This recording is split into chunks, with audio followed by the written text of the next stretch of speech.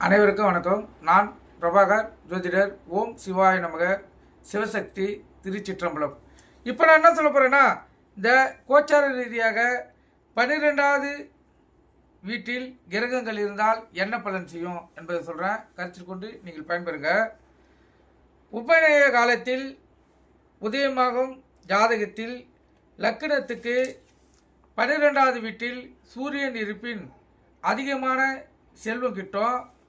சந்திரன் இருப்பின் உயிருக்கு ஆபத்தை ஏற்படுத்தும். செவ்வாய் இருப்பின் பயத்தையும் பீதியும் ஏற்படுத்தும்.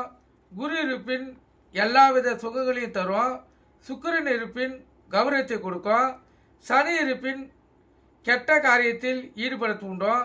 ராகு கேது இருப்பின் தாழ்வு மனப்பான்மையை உண்டு பண்ணி வசதியின்மையை ஏற்படுத்தும். கருத்தில் கொள்ளுங்கள். கோச்சார ரீதியாக 12வது இடத்தில் கிரகங்கள் இருந்தால் இந்த பலனை தான் செய்யும்.